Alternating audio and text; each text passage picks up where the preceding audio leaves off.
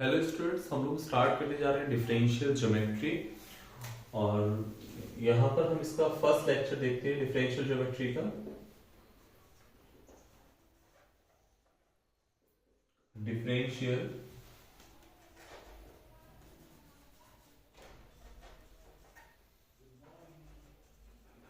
Geometry. और इसमें बच्चों हम लोग देखेंगे पहले डेफिनेशन, क्या होती है डिफरेंशियल ज्योमेट्री। बच्चों डिफरेंशियल ज्योमेट्री में हम लोग करते क्या हैं कि स्पेस में कर्व्स को डिस्कस करते हैं और ज्योमेट्री को with the help of differential calculus हम लोग यहाँ पर डिस्कस करते हैं। तो इसकी डेफिनेशन देखिए किस प्रकार से बनती है। A branch of mathematics, a branch of mathematics in which we study about the geometry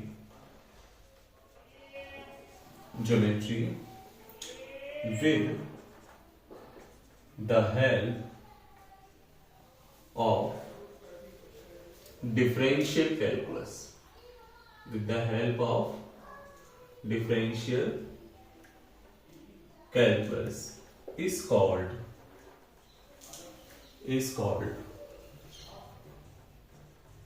differential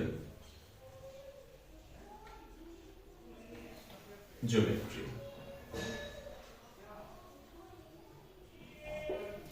differential geometry मतलब डिफरेंशियल को बेटा हम लोग यहाँ पर ये जो ज्योमेट्री है इसको हम डिफरेंशियल कैलकुलस की सहायता से डिस्कस करते हैं यहाँ पर। ठीक है, अब बच्चों हम लोग इसमें समझेंगे एक term space curve. Space curve क्या होता है, स्पेस कर्व समझते हैं या कह सकते हैं कर्व इन स्पेस।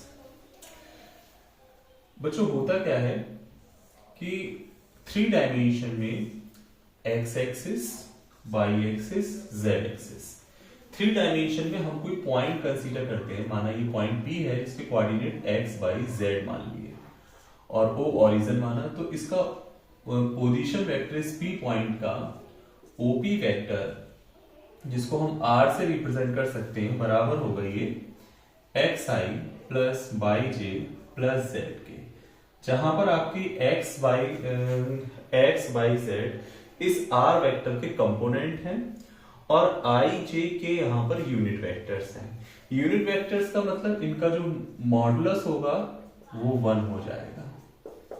ठीक है, के का भी 1 हो जाएगा। अगर मैं यहां पर ध्यान से देखूं तो ये जो आपका आर वेक्टर है वो आपका आर वेक्टर आपका किसका फंक्शन दिखाई दे रहा है, एक्स वाई जेड का। मतलब एक्स वाई जेड की मैं अलग अलग वैल्यू देता जाऊंगा तो ये जो पॉइंट P है ना वो पॉइंट P आपका लगातार चेंज होता जाएगा। जैसे एक्स वाई जेड की वैल्यू 1 2 3 दी पॉइंट अलग आएगा, 2 3 4 दी तो पॉइंट अलग आएगा। तो पॉइंट के वेरी करने से आपका आर वेक्टर वेरी कर रहा है। इसका मतलब हम कह सकते हैं कि आर जो है वो एक्स वाई जेड का फंक्शन हो गया है। यहां पर हम ऐसे ही बोल सकते हैं कि आर वेक्टर जो है वो एक्स वाई जेड का फंक्शन है। ठीक है, अब यहां पर ये मान के चलूं मैं कि जो आर वेक्टर है इसको सिंगल पैरामीटर का फंक्शन मान लें। मतलब सिंगल पैरामीटर का फंक्शन कैसे होगा, जैसे मैंने लिख दिया कि r vector is the function of single parameter t. कब होगा, जब एक्स भी आपका टी का फंक्शन हो जाए, वाई भी आपका टी का फंक्शन हो और z भी आपका सिंगल पैरामीटर t का फंक्शन अगर हो जाता है तो आपका r वेक्टर बेटा सिंगल पैरामीटर t का फंक्शन हो गया। ठीक है, तो यहां पर हम लोग क्या देख रहे हैं कि अब अगर मान लो मैं t की कोई वैल्यू भी यहां पर पुट करता जाऊं, जैसे t बराबर 1 पुट करूं, t बराबर 2 पुट करूं, तो आपका r वेक्टर जो है वो अलग अलग पॉइंट देता रहेगा और इन पॉइंट्स का जो लोकस होगा उससे कर्व बन के तैयार हो जाएगा जिसको हम बोलेंगे कर्व इन 3 डायमेंशन। ठीक है, तो हमने देखा कि उस कर्व को हम लोग देखो किस प्रकार से रिप्रेजेंट करें। देखिए डेफिनेशन यहां पर इस प्रकार से दे सकते हैं, the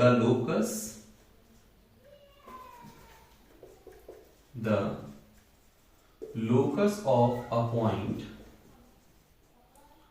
whose position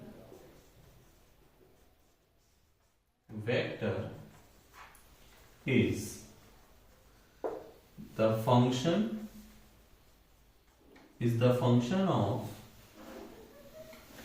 of single parameter t, single parameter t is called space curve, is called space curve।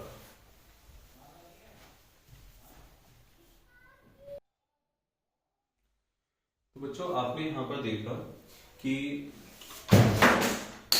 the locus of a point whose position vector is the function of single parameter t is called space curve। जैसे हमने यहाँ पर देखा ये जो point P है, अगर मैं सिंगल पैरामीटर t का फंक्शन मानता हूँ और t की अलग अलग वैल्यू पुट करता जाऊं तो आप देखेंगे आपको अलग अलग पॉइंट मिल जाएंगे स्पेस में, और इसी पॉइंट का जो लोकस है वो 3 डायमेंशन में एक कर्व को रिप्रेजेंट करेगा जिसको हम बोलते हैं स्पेस कर्व या कर्व इन स्पेस बोल सकते हैं। ठीक है, तो यहां पर अगर मैं इसकी बात करूं, इस इक्वेशन 1 दे रहा हूं, तो ये जो इक्वेशन 1 है, इक्वेशन 1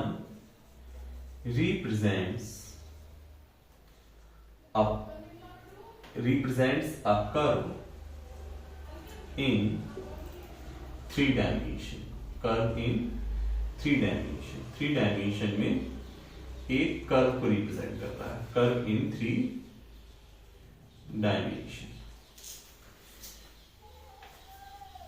आगे देखते हैं।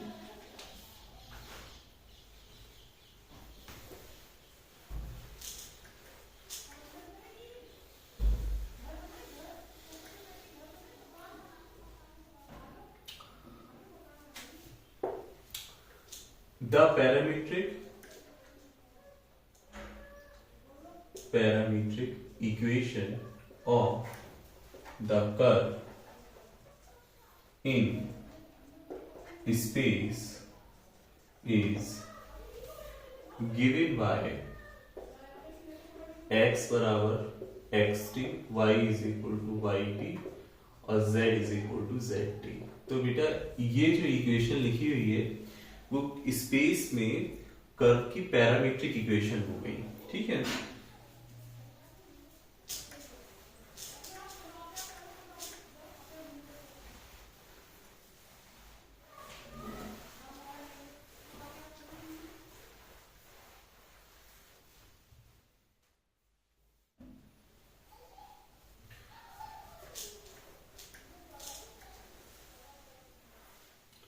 आगे बच्चों नेक्स्ट टॉपिक देखते हैं।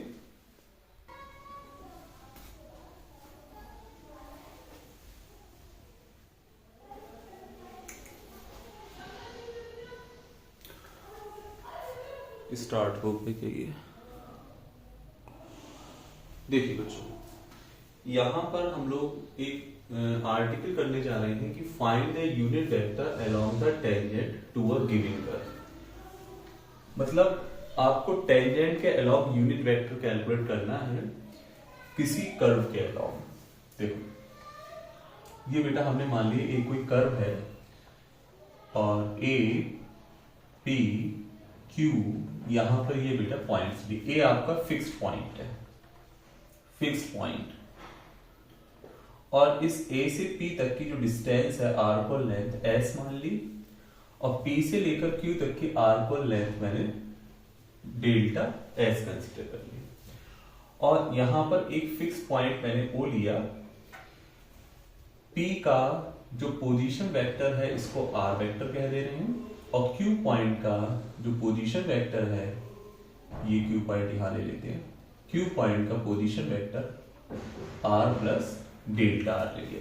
और ये जो पी और क्यू पॉइंट्स है ना बेटा, ये नियरेस्ट पॉइंट है, ठीक है। अगर मैं पी को क्यू से मिला दूंगा तो ये कॉर्ड पी क्यू कहलाएगी। कि कॉर्ड क्या होती, किसी कर्व पर किन्हीं तो पॉइंट्स को ज्वाइन करने वाली लाइन को हम लोग कॉर्ड बोलते हैं, ठीक है। और ये हो गई आपकी पी पॉइंट पर टेंजेंट। ये मैंने टेंजेंट यहां पर कैलकुलेट कर ये बना दी, जिसको हमें इसके अलावा मतलब हमें यूनिट वेक्टर कैलकुलेट करना है, ठीक है। ये टेंजेंट हुई।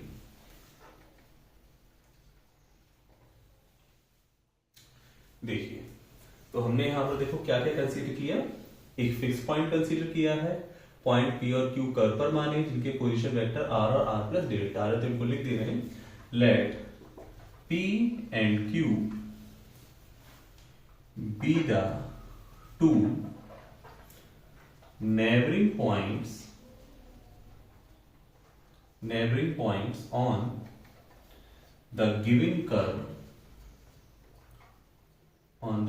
curve whose position vectors are r vector and r vector plus delta r vector respectively. Let A be the fixed point on the curve such that, इस प्रकार से, such that कि जो AS है कि A से लेकर P तक AP है वो आपका S है लेंथ, और P से Q तक की जो आर्क लेंथ है उसको मैंने डेल्टा S मान लिया है। अब अगर मान लो मैं आपसे कहूं कि इस कॉर्ड के अलावा मुझे यूनिट वेक्टर चाहिए, ठीक है, तो कैसे लिखूंगा, unit vector along the chord P Q. देखो बच्चों, यूनिट वेक्टर को हम लोग रिप्रेजेंट किससे करते हैं, जैसे हमें ए का यूनिट वेक्टर लिखना है तो लिखा जाता है ए कैप से रिप्रेजेंट करते हैं, और a vector upon mod of a vector, ये कहलाता है यूनिट वेक्टर, ठीक है। तो अब यहां पर मुझे अगर कॉर्ड पी क्यू के अलोंग अगर यूनिट वेक्टर चाहिए आपको, तो देखिए कैसे मिलेगा, unit vector along the chord P Q,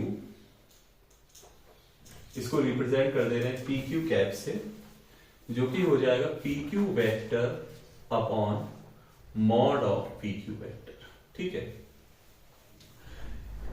mod P Q vector का मतलब लेंथ पी क्यू वेक्टर की, और पी क्यू वेक्टर की यहां पर लेंथ कुछ और नहीं, कॉर्ड पी क्यू है यहां पर, ठीक है। और इस पी क्यू वेक्टर को हम लोग लिख सकते हैं, पी क्यू वेक्टर को position vector of Q minus position vector of P upon chord P Q, या length of chord P Q, या सिंपली कॉर्ड पी क्यू हम लोग यहां पर इसको लिख सकते हैं, ठीक है।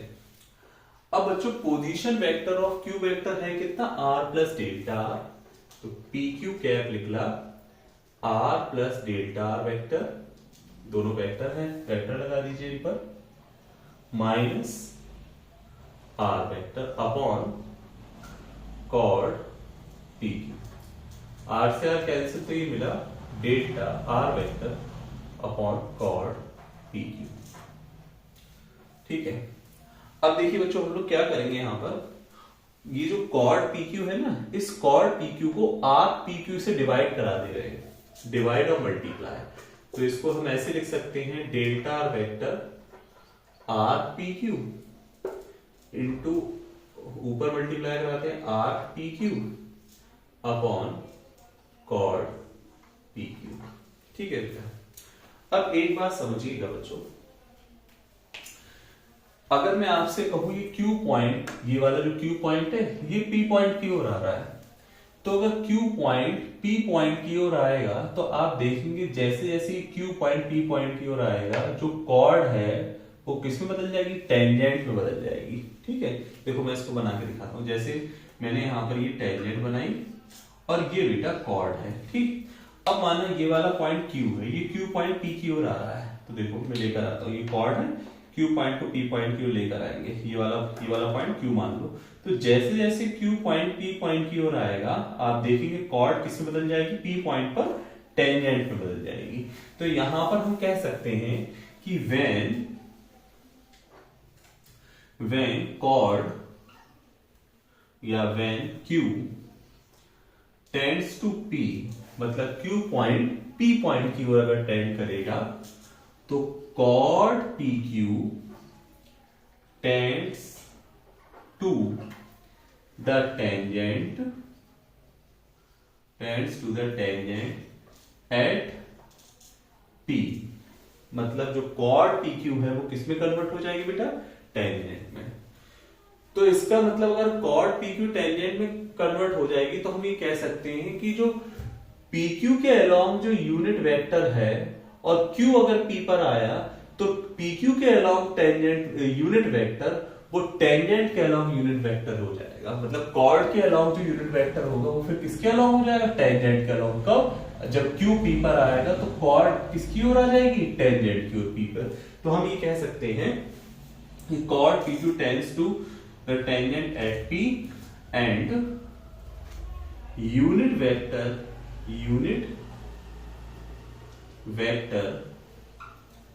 along the chord PQ is also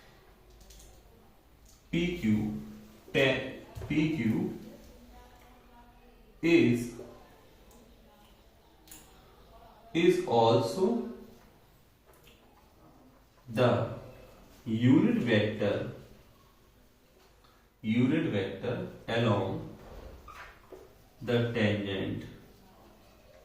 along the tangent at P। इस बात को समझिएगा बेटा ध्यान से। मैंने क्या कहा आपसे कि जब Q PQ टेंड करेगा तो जो कॉर्ड है वो टेंजेंट की ओर टेंड कर जाएगी। तो जो PQ के अलोंग जो यूनिट वेक्टर, हमने कॉर्ड के अलोंग जो यूनिट वेक्टर है वो किसके अलोंग आ जाएगा, टेंजेंट के अलोंग आ जाएगा। मतलब वही यूनिट वेक्टर किसके अलोंग हो जाएगा, टेंजेंट के अलोंग। तो यही लिखा है कि when Q tends to P, the chord PQ tends to the tangent at P, and the unit vector along the chord PQ is also the unit vector along the tangent at P। और यही जो हमने जो unit vector calculate कर रहे हैं PQ के along, जो कि कॉर्ड के अलोंग है, और Q P पर टेंड करेगा तो यही यूनिट वेक्टर किसके अलोंग हो जाएगा, टेंजेंट के अलोंग। यहां देखते हैं आगे।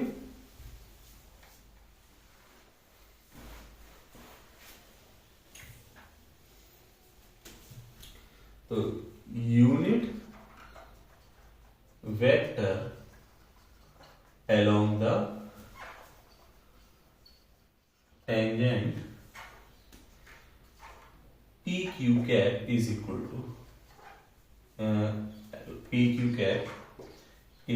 to limit Q tends to P delta R vector, R PQ है कितना, डेल्टा S, और यहां आर्क PQ और कॉर्ड PQ। बच्चों जब यहां पर R PQ, जब Q आपका PQ और आएगा तो जो कॉर्ड है और आर्क है दोनों की लेंथ लगभग इक्वल होगी। तो जब Q PQ और आएगा तो इसकी R PQ upon chord PQ की वैल्यू अप्रोक्सीमेट इक्वल टू 1 हो जाएगी। तो हम इसको 1 कर दे रहे हैं। और जो delta R vector over delta S जो है वो कन्वर्ट हो जाएगा आपका dr वेक्टर ओवर ds में। ये PQ कैप हो गया। और हम इसको रिप्रेजेंट करते हैं and it is represented by T cap. इसको किससे रिप्रेजेंट करते हैं, T कैप से। तो ये T कैप यहां पर यूनिट वेक्टर हो गया along the tangent dr vector over ds। तो यही हमको कैलकुलेट करना था कि unit vector along the tangent to a given curve। एक बार आपको दोबारा से समझा दे रहा हूं मैं। मुझे यहाँ पर इस P पॉइंट पर जो टेंजेंट है इसके अलॉन्ग यूनिट वेक्टर चाहिए। मैंने क्या करा, एक कर्व कंसीडर किया, इस पर दो पॉइंट माने P और Q। P पॉइंट का पोजीशन वेक्टर R वेक्टर और Q पॉइंट का पोजीशन वेक्टर मान लिया R plus delta R vector. A से लेकर P तक की लेंथ S और P से लेकर Q तक की लेंथ हमने डेल्टा S कंसीडर कर ली। अब यहां पर मैंने क्या करा, मैंने P से Q को मिला दिया तो कॉर्ड PQ बन गई। मैं ऐसा करता हूं, कॉर्ड PQ के अलॉन्ग यूनिट वेक्टर कैलकुलेट करता हूं। तो कॉर्ड PQ के अलॉन्ग यूनिट वेक्टर क्या हो जाएगा, PQ vector upon mod PQ vector. अब PQ vector position vector of Q minus position vector of P, तो दोनों की वैल्यू लगा दी, R से R कैंसिल हुआ, delta R vector upon chord PQ। अब क्या करा, यहां पर R PQ से मल्टीप्लाई और डिवाइड कराया। अब आप देख सकते हैं कि जब Q पॉइंट P पॉइंट की ओर आएगा, ये Q पॉइंट P पॉइंट की ओर आएगा, तो कॉर्ड किसके अलॉन्ग हो जाएगी, टेंजेंट के अलॉन्ग। तो जो यूनिट वेक्टर PQ के अलॉन्ग जो यूनिट वेक्टर है, वही यूनिट वेक्टर किसके अलॉन्ग हो जाएगा, टेंजेंट के अलॉन्ग। कब, जब Q P को टेंड करेगा। तो हमने यहां पर unit vector along the tangent निकाला, PQ cap is equal to Q tends to P R delta R vector upon R PQ और R PQ upon chord PQ। तो बेटा जब Q P की ओर आएगा तो जो कॉर्ड है और जो R PQ इनकी लेंथ लगभग इक्वल होने लगेगी, तो इसकी वैल्यू क्या हो जाएगी, R PQ कॉर्ड PQ की लेंथ लगभग इक्वल होगी, तो ये वैल्यू अप्रोक्सीमेट इक्वल टू 1 हो जाएगी। तो हम लिख, और जब Q P को टेंड करेगा तो delta R vector over delta S को हम लिख सकते हैं dr वेक्टर ओवर ds, और इसको रिप्रेजेंट करते हैं P कैप से। ठीक है, अब बच्चों एक बात समझिएगा, ये तो आपका यूनिट वेक्टर हो गया, unit vector along the tangent to a given curve।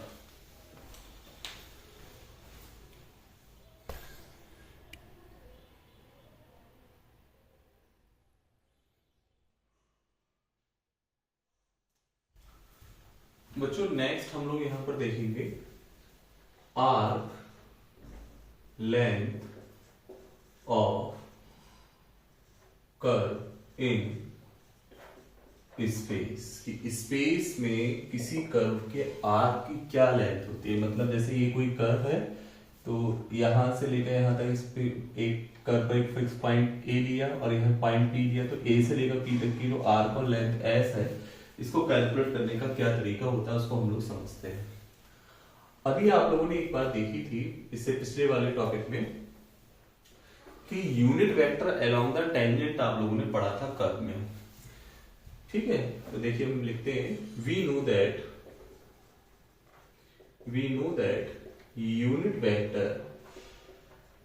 Unit vector along the tangent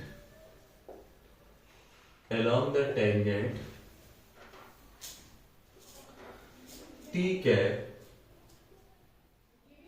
is equal to dr vector over ds होता है, ये आप लोगों ने पढ़ा था। ठीक है, और इस t कैप को हम लोग ऐसे लिख सकते हैं d ओवर ds। अब r वेक्टर को हम लोग ऐसे लिखें, xi प्लस का yj प्लस का zk। ठीक है, तो ये बन जाएगा t cap is equal to i dx over dt प्लस j dy over dt, sorry ds है ना, ds और k dz over ds, k cap i cap j cap. ठीक है, अब एक काम ये करते हैं कि t कैप के साथ डॉट प्रोडक्ट ले लेते हैं।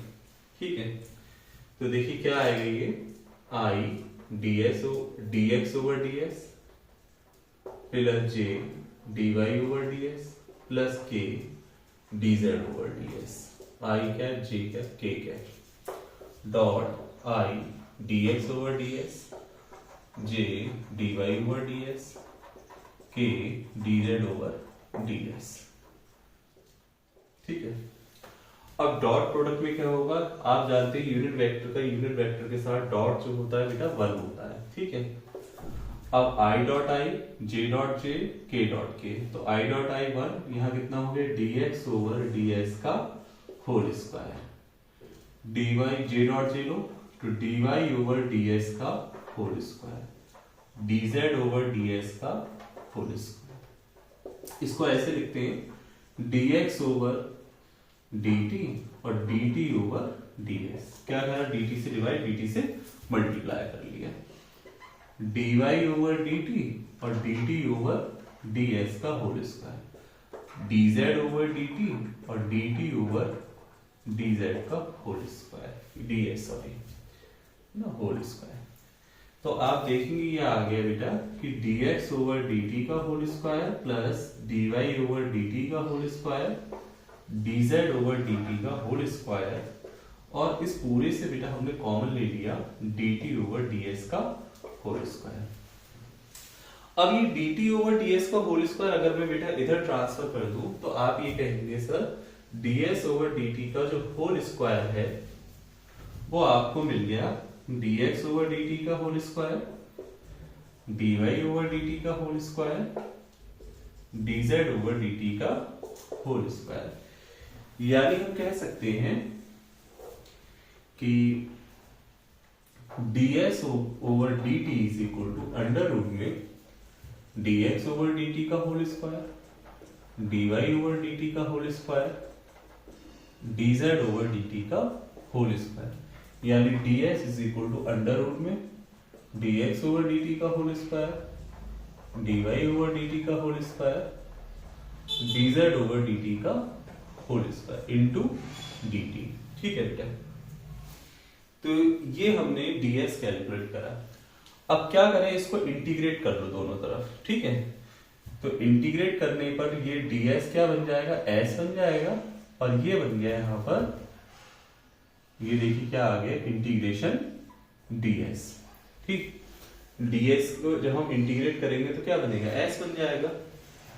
और इसको ये जो ds की जो लिमिट है इनिशियल मान लेते हैं कि t0 से स्टार्ट हो रहा है पॉइंट, और कहां तक जा रहा है, हमने मान लिया कि t तक जा रहा है, ये है ना। क्योंकि आपने देखा था कि x, जब मैंने स्टार्टिंग में आपको स्पेस इन कर्व समझाया था तो आपको बताया था कि x y z किसका फंक्शन है, सिंगल वेरिएबल t का। ठीक है, तो जो t की लिमिट है इनिशियल हमने t0 से, फिक्स पॉइंट t0 है, t0 से लेकर कहां तक मान ली, t तक मान ली वेरिएबल, तो t0 से t तक मान लेते हैं। तो s बराबर अंडर रूट t0 से t dx ओवर dt का whole square, dy over dt का होल स्क्वायर, और dz ओवर dt का होल स्क्वायर। ठीक है बेटा, इसको हम ऐसे भी लिख सकते हैं बेटा, t0 से t d over dt r vector का मॉडुलस का स्क्वायर और dt। तो बेटा ये जो दोनों इक्वेशन यहां पर आई हैं 1 और 2, इसी को हम बोलते हैं arc length of curve in space. Equation 1, 2 represents arc length in space। ठीक है बेटा,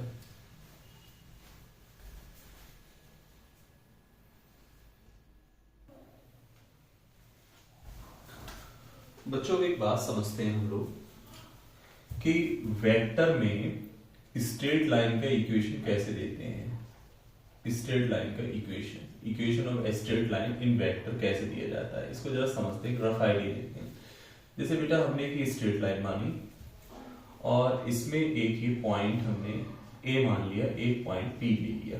ठीक है, और इस ए पॉइंट का पोजीशन वेक्टर ओरिजिन के अबाउट ए वेक्टर और पी पॉइंट का पोजीशन वेक्टर इसके अबाउट ओरिजिन के अबाउट आर वेक्टर है। और ये जो स्ट्रेट लाइन है ना बेटा, ये जो स्ट्रेट लाइन है वो मान लेते हैं कि इस वेक्टर बी वेक्टर के पैरेलल है। ठीक, इस वेक्टर के पैरेलल है। अब एक कॉन्सेप्ट मैं आपको बताता हूं कि अगर एक वेक्टर यहां पर ए वेक्टर है, दूसरा वेक्टर बी वेक्टर है, अगर ये दोनों वेक्टर एक दूसरे के पैरेलल होते हैं तो आप बी वेक्टर को लिख सकते हैं लैम्डा टाइम ए वेक्टर, या कह सकते हैं कि ए वेक्टर को आप लिख सकते हैं लैम्डा टाइम वी वेक्टर। ठीक है, तो अगर ये बेटा लाइन जो है आपकी इस बी वेक्टर के पैरेलल है तो ए बी वेक्टर को आप कह सकते हैं लैम्डा टाइम बी वेक्टर। ठीक है बेटा, इतनी बात। अब यहां पर सुनिएगा, देखो अब आप यहां पर ये करें, एक ट्राइंगल लॉ होता है वेक्टर्स में, from triangle law of vectors आप ये कह सकते हैं कि A vector plus lambda B vector बराबर होगा आर वेक्टर के। और ये होती है स्ट्रेट लाइन की इक्वेशन किसमें, वेक्टर में, कि अगर आपको कोई पॉइंट ए गिवन है, ए पॉइंट गिवन है और जो ये लाइन है वो बी वेक्टर के यदि पैरेलल है तो इस लाइन का इक्वेशन होता है आर वेक्टर बराबर A vector plus lambda B vector. इसको बेटा ध्यान रखेंगे, ठीक है। क्यों बताया इसको, वो अब जो हमारा जो अगला टॉपिक हम लोग पढ़ने जा रहे हैं, equation of tangent to a given curve, उसमें हमें जरूरत पड़ेगी, इसलिए बेटा हमने कॉन्सेप्ट को पहले से समझ लिया। देखते हैं, देखिए आगे।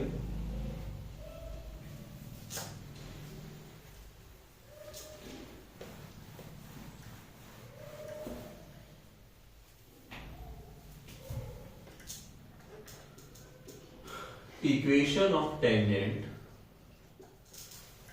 Of tangent to a given curve,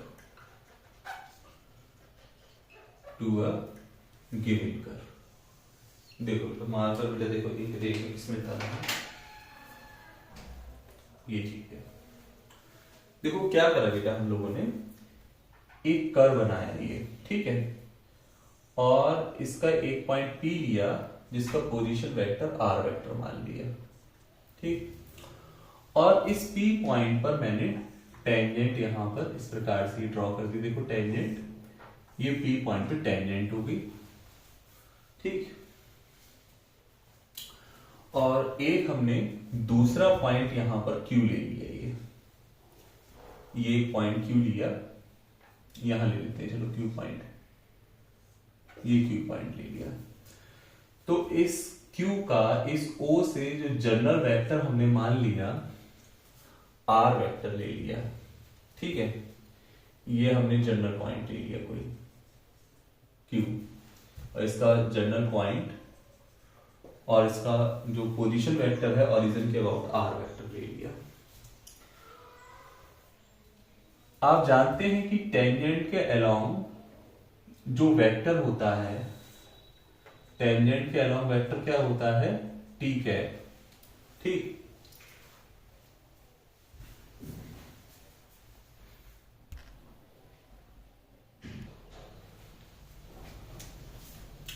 देखिए बेटा, मैंने आपको बताया था कि P पॉइंट पर आपने जो पोजीशन वेक्टर है P पॉइंट का वो R वेक्टर ले लिया, और Q पॉइंट का जो पोजीशन वेक्टर है वो capital R vector general point मान लिया इस टेंजेंट पर, ठीक है, जिसका हमें इक्वेशन कैलकुलेट करना। आप जानते हैं कि टेंजेंट के अलोंग जो यूनिट वेक्टर होता है टी कैप होता है, जिसकी वैल्यू क्या होती है, प्रूव करी थोड़ी देर पहले हम लोगों ने, dr vector over ds।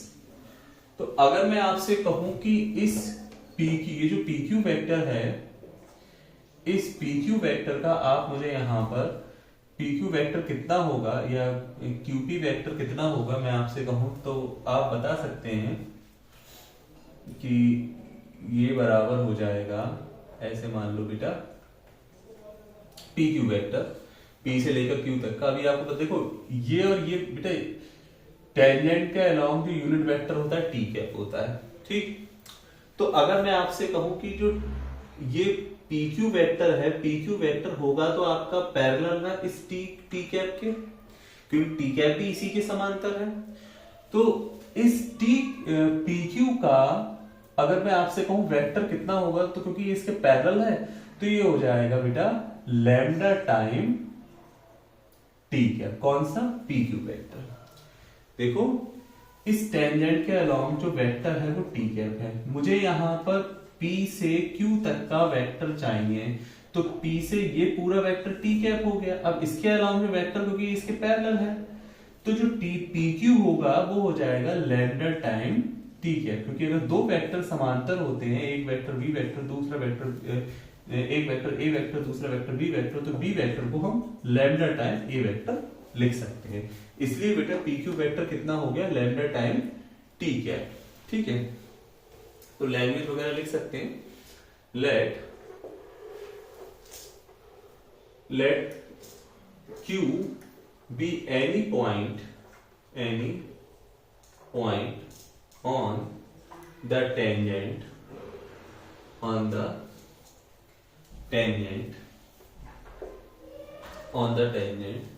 at p and the position vectors of capital Q and P are capital R vector and small r vector respectively.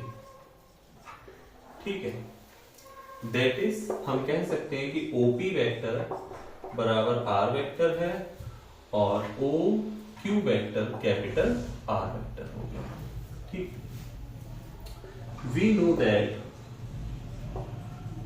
that t cap is the unit vector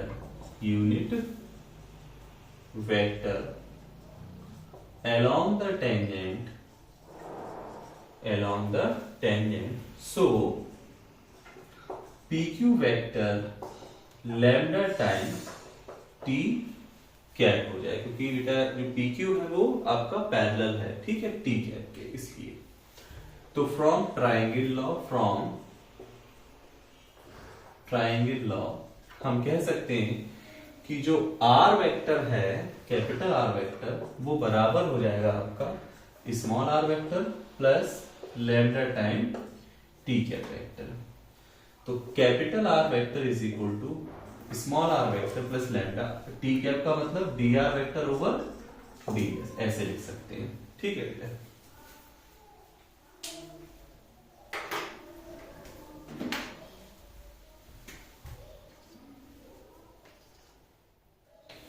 इसको हटा देते हैं।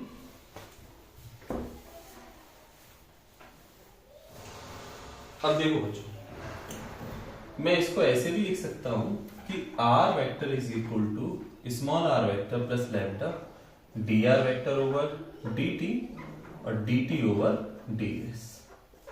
ठीक है, ऐसे भी लिख सकते हैं।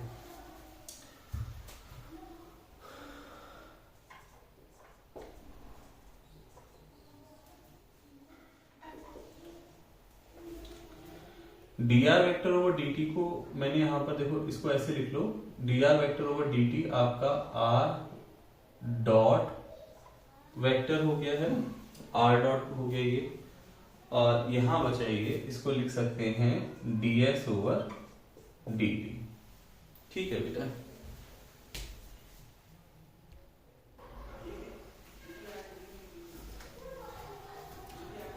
यहां पर ये जो ds ओवर dt है, इसको हम कह सकते हैं कांस्टेंट। ds ओवर dt को अगर हम कांस्टेंट मान ले, लेंथ है बेटा, है ना, ds ओवर dt अगर मैं कैलकुलेट करूंगा तो कोई ना कोई फिक्स क्वांटिटी, कांस्टेंट क्वांटिटी आएगी, इसको मैंने मान लिया यहाँ पर। तो let ds over dt is equal to constant मानो c मान लिया, स्केलर है ये, है ना, ये वेक्टर ही ये स्केलर है। तो r vector is equal to small r vector plus lambda upon c r vector dot ये dr ओवर dt है, तो dr वेक्टर ओवर dt है। लैम्डा अपॉन c को एक नया कांस्टेंट मान लेते हैं।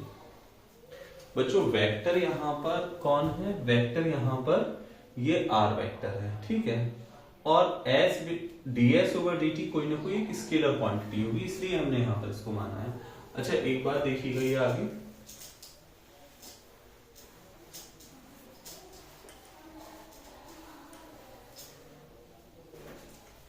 अगर लैम्डा अपॉन सी को मैं कोई कांस्टेंट म्यू मान लूं, आर्बिट्री कांस्टेंट, तो r वेक्टर बराबर हो गया small r vector plus mu dr vector over dt। ये हो गई आपकी इक्वेशन ऑफ टेंजेंट, टू, या ऐसे लिख दो,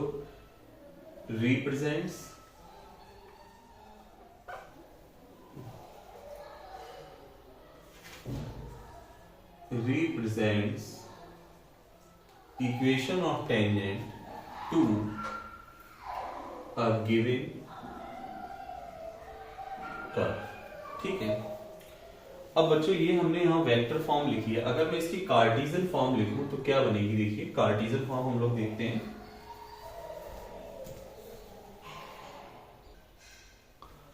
अब बच्चों हम लोग यहाँ पर कार्टेशियन फॉर्म देखते हैं। ठीक है, कि कार्टेशियन फॉर्म यहाँ पर क्या होगी इक्वेशन ऑफ टेंजेंट की। तो अभी आपने देखा था कि r vector is equal to small r vector plus mu dr vector over dt, ये आया था। अगर मैं इस r वेक्टर को कैपिटल xi प्लस कैपिटल yj प्लस कैपिटल z के अगर मान लूं और इसको मान लूं xi प्लस का yj प्लस का z के, ये पॉइंट आपको गिवन होगा और ये आपका कैपिटल xy का जनरल पॉइंट है।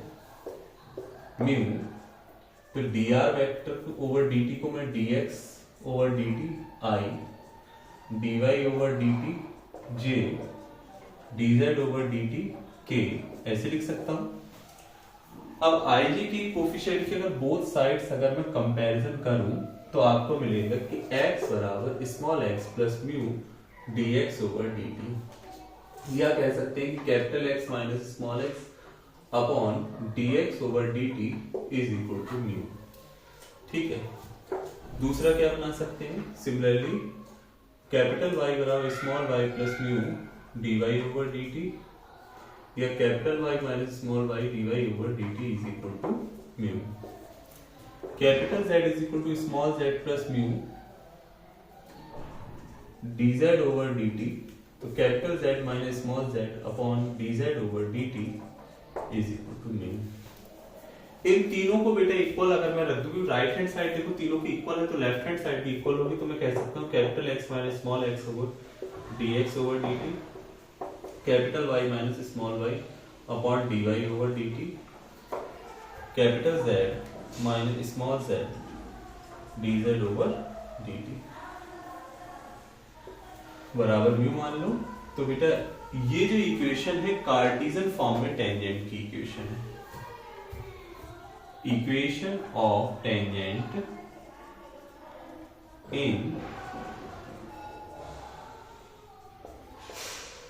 इन Cartesian form.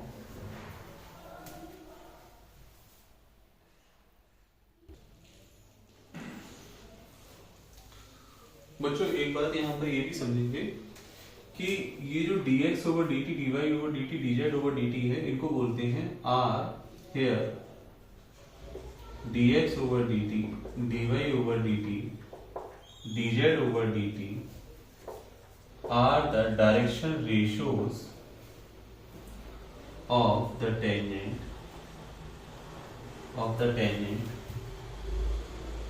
to a given curve। अब बच्चों इस पर बेस्ड हम लोग क्वेश्चन देखते हैं। देखिए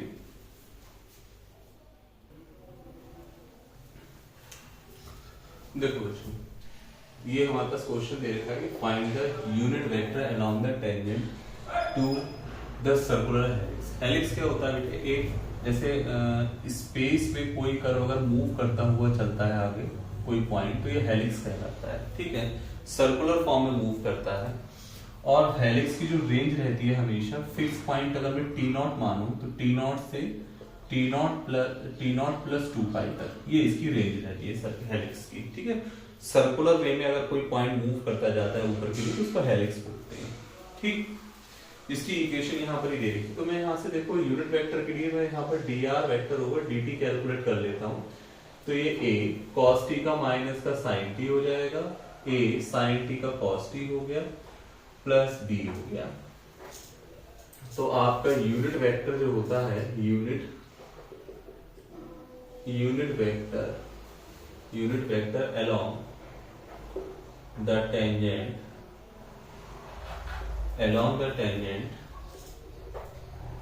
इसको लिख सकते हैं r वेक्टर अपॉन, ये होता है देखो बेटा एक मिनट, इसको देखो ऐसे लिख सकते हैं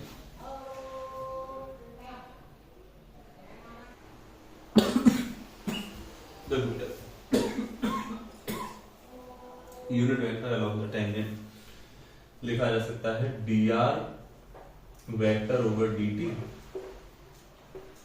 upon mod of dr vector over dt। ठीक है, ऐसे लिख सकते हैं यूनिट वेक्टर को। ये बेटा टी कैप होता है जिसको हम लोगों ने देखा था कि dr वेक्टर ओवर ds। ठीक,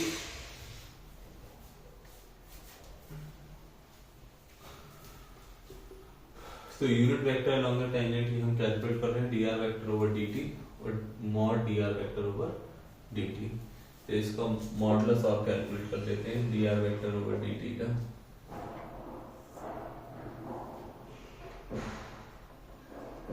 a sin t का whole square plus a cos t का होल स्क्वायर प्लस b का स्क्वायर। ठीक है, तो बेटा ये वैल्यू आ गई, देखो अंडर रूट में a square common sine square t plus cos square t plus b square, इसकी वैल्यू 1, तो under root a square plus b square. ये आ गया dr ओवर dt का मॉड। ठीक है, मॉडुलस आ गया ये। तो अगर हम इसकी वैल्यू लगा दें माइनस का a sine t a cos t comma b upon under root a square plus b square, तो ये हमारे पास यूनिट वेक्टर हो जाता है।